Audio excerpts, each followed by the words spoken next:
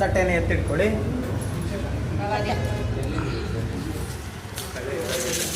ಇವತ್ತು ಈ ಮಹಾಲಕ್ಷ್ಮಿಯ ದೇವಸ್ಥಾನದಲ್ಲಿ ಶ್ರೀ ರಂಗಪೂಜೆಯನ್ನು ಮಾಡ್ತಾ ಇದ್ದೇವೆ. ಇದೇ ರೀತಿಯಾಗಿ ಪ್ರತಿ ವರ್ಷ ಒಂದೊಂದು ರೀತಿಯಾಗಿರುವಂತಹ ಒಂದೊಂದು ಈ ನವರಾತ್ರಿ ಉತ್ಸವವನ್ನು ಮಾಡುವಂತಹ ಒಂದು ಯೋಗವಾಗಿ ನಮಗೆಲ್ಲರಿಗೂ ಸಿಗಬೇಕು. ಹಾಗೆ ಆ ಮಹಾಲಕ್ಷ್ಮಿಯ ಅನುಗ್ರಹ ನಮಗೆಲ್ಲರೂ ನಮ್ಮ ಕುಟುಂಬದವರಿಗೆ ವಿಶೇಷವಾಗಿ ಆಗಲಿ ಅಂತ ಈ ಹಣ್ಣನ್ನು ಇಟ್ಟು ತಾಯಿಯಲ್ಲಿ ಪ್ರಾರ್ಥನೆಯನ್ನ ಮಾಡ್ತಾ ಇರ್ತಕ್ಕಂತಹದ್ದು. ಎಲ್ಲರೂ ಪ್ರಾರ್ಥನೆಯನ್ನ ಮಾಡಿಕೊಳ್ಳಿ. ಮಹಾಲಕ್ಷ್ಮೀ ನಮಃ ಅಂತ ಹೇಳ್ಕೊಳ್ಳಿ. ಓಂ ಲಕ್ಷ್ಮೀ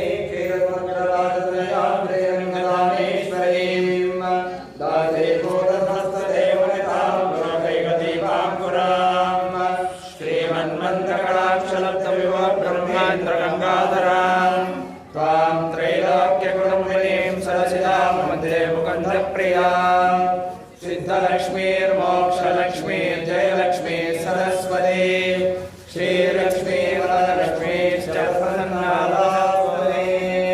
श्री महालक्ष्मी नमः. लक्ष्मी प्रसाद आಗಿದೆ ಒಂಚೂರು ಅಂಟಿಸಿ ಬಿಡೋಣ. ಶ್ರೀ ಮಹಾಲಕ್ಷ್ಮೀ ನಮಃ. ಇನ್ನು